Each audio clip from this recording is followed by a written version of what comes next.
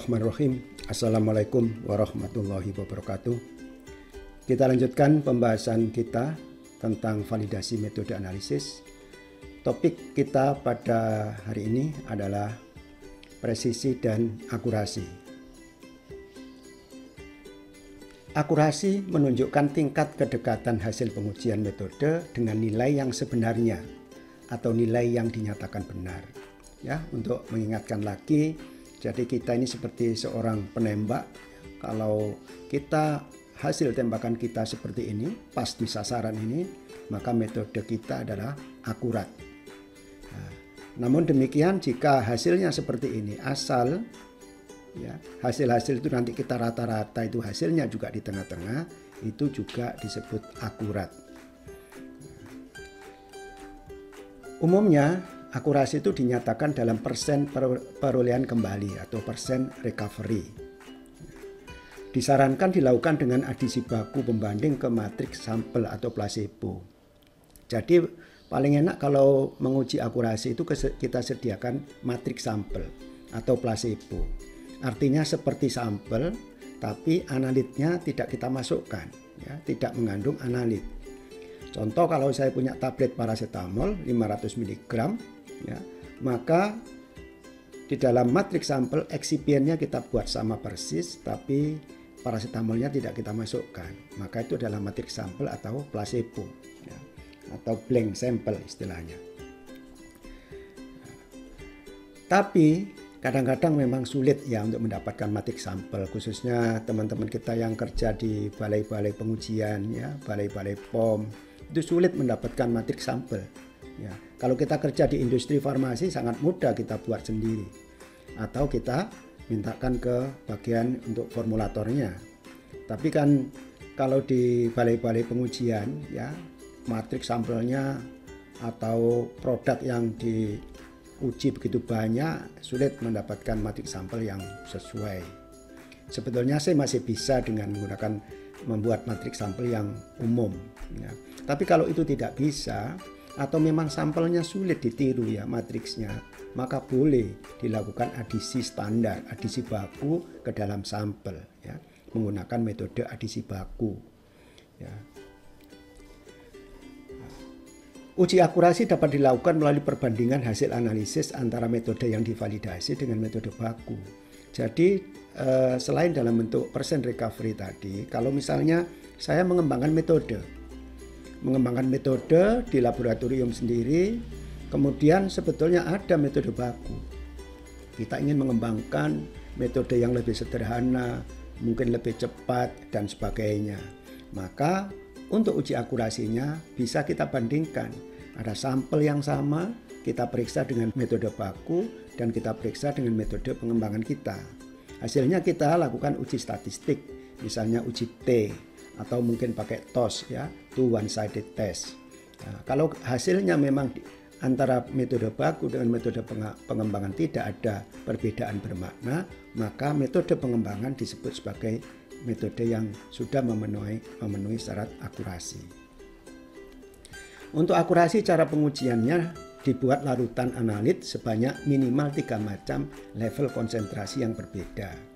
Jadi memang diperlukan 3 macam level, ya, obat dengan konsentrasi yang berbeda.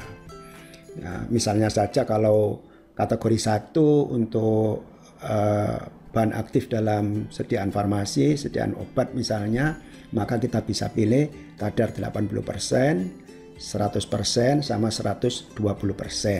Ya.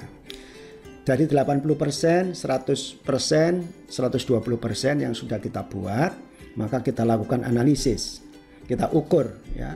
Kita tentukan misalnya pakai HPLC, area masing-masing bisa kita dapatkan. Kemudian kita bisa dapatkan persen recovery dengan cara menghitung kadar yang diperoleh dan kadar yang sesungguhnya kali 100%. Ya. Untuk kategori 1 misalnya, ya, kita buat bisa 80%, 100%, 120% silakan, atau 70%, 100%, 130% juga boleh, ya. Dan masing-masing level ini yang 80% kita analisis 3 kali, yang 100% kita analisis 3 kali, 120% kita analisis 3 kali. Kita buat tabel ya, kita hitung masing-masing adalah persen recovery-nya.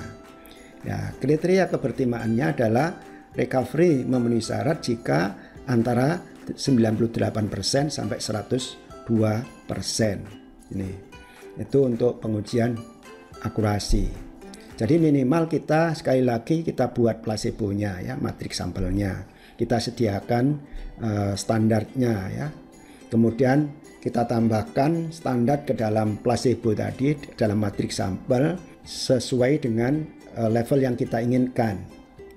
Kalau tadi paracetamol 500 mg dalam satu tablet, maka yang 500 mg ya kekuatan itu dengan disesuaikan dengan bobot tabletnya itu adalah dianggap 100%. Nah, kalau membuat 80% yang ditambahkan di dalam matriks sampel ya 80%-nya kali 500. Berarti cuma 400 mg yang ditambahkan, ditambahi dengan matriks sampel, dicampur dengan bobot yang sama, berat timbangnya ya yang sama sebetulnya dengan yang 100%. Yang 120% berarti ditimbang di situ 600 mg dicampur dengan matriks sampel.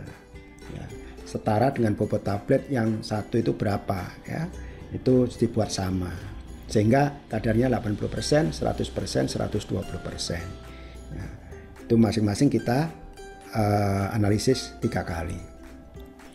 Sekarang bagaimana kalau misalnya ya analit kita itu konsentrasinya tidak besar ya, kecil misalnya. Nah, sebetulnya memang seperti yang dalam tadi yang kalau kita misalnya menembak dengan jarak jauh itu kan sebetulnya meleset tadi ya. Itu artinya RSD-nya makin besar. Makin kecil konsentrasi yang kita analisis, maka RSD-nya semakin besar. Tidak bisa kita dapatkan cuma tadi 98-102 recovery-nya. Agak sulit itu. Maka kita sesuaikan, kalau kadarnya misalnya 100%, jadi 10%, 1%, ini disarankan oleh AOAC mungkin jadi berbeda ya. Ada yang 98-102 tetap kalau 10%, kalau 1% 97 sampai 103 dan seterusnya, bisa dilihat di tabel ini ya. Ini dengan catatan bahwa memang makin kecil konsentrasi, maka akurasi itu tidak bisa mendapatkan 98 sampai 102. Sekarang presisi. Presisi itu kedekatan dari suatu seri pengukuran yang diperoleh dari sampel yang homogen dalam bentuk RSD, Relative Standard Deviation. Jadi saya punya sampel, saya ukur berkali-kali ya. Maka dihitung RSD-nya, standar deviasi per X rata-rata kali 100%, itulah adalah RSD. Nah, untuk presisi ini ada 3 macam. Ada yang namanya repeatability, artinya keterulangan. Ada yang namanya intermediate precision, adalah presisi antara. Atau reproducibility, reprodusibilitas. Apa itu repeatability? Keterulangan. Jadi kalau misalkan saya punya larutan, ya, larutan sampel misalnya, kemudian saya lakukan analisis ya, berkali-kali, ya, katakanlah 6 kali. Kalau dilakukan 6 kali dari hari yang sama, analis yang sama, instrumen yang sama, ya, maka kondisi lain juga sama, maka itu disebut keterulangan, repeatability. Disebut juga intra-assay precision. Jadi larutannya sama, analisnya sama, instrumennya sama, hari yang sama, dan kondisi yang lain juga sama. Maka kalau itu kita hitung RSD-nya, maka disebut repeatability atau keterulangan. Bagaimana kalau presisi antara? Presisi antara itu disebut within laboratory variation. Ya. Jadi kalau misalnya kita lakukan dalam hari yang berbeda, hari ini, besok lusa misalnya, atau analisnya yang beda, analis A dengan analis B, atau instrumen HPLC yang berbeda, ya, dalam laboratorium yang sama, ya, maka itu disebut intermediate precision. Nah, ini merupakan bagian dari ruggedness menurut USP. Jadi kalau kita berbeda nanti antara semakin banyak perbedaan itu sebetulnya menunjukkan ruggedness-nya. atau bagian dari reproducibility ini sebetulnya. Kalau reproducibility itu repeatability pada laboratorium yang berbeda. Kalau repeatability tadi larutan uji yang sama, pada hari yang sama, semua sama tadi. Sekarang tidak, larutan yang sama bisa itu kita uji dengan laboratorium yang berbeda. Kalau laboratorium yang berbeda itu artinya apa? Ya, orangnya, ya, analisnya mungkin beda, instrumennya beda, harinya bisa beda, kondisinya beda. Maka perbedaan dari berbagai macam faktor tadi itu nanti kita hitung juga RSD-nya. Itu menunjukkan reproducibility. Ya. Jadi itu pembagian dari presisi. Yang kita lakukan umumnya adalah dua ini, ya, repeatability sama intermediate precision. Jadi kapan ini dilakukan itu tergantung kita ya yang ada di laboratorium. Apa cukup repeatability saja? Tapi kan kadang-kadang pengujian itu tidak bisa berlangsung cuma sehari, mungkin hari yang berbeda. Kadang-kadang pengujian tidak bisa kita lakukan hanya dalam satu instrumen saja. HPLC-nya kan banyak. HPLC bisa pindah-pindah. Maka perlu kita cek juga kalau HPLC berbeda itu bagaimana. Ya, itu perlu intermediate precision. Tapi kalau reproducibility ini jarang ya kita lakukan karena ini menyangkut laboratorium yang berbeda tadi. Cara uji tadi dianjurkan menggunakan 3 macam konsentrasi berbeda. Jadi mirip apa tadi? Akurasi ya, misalnya 80, 100, 120% dari konsentrasi targetnya. Ya, masing-masing dilakukan 3 kali persis kayak akurasi tadi. Kalau akurasi itu dihitung sebetulnya recovery-nya, kalau ini dihitung RSD-nya. Tapi bisa juga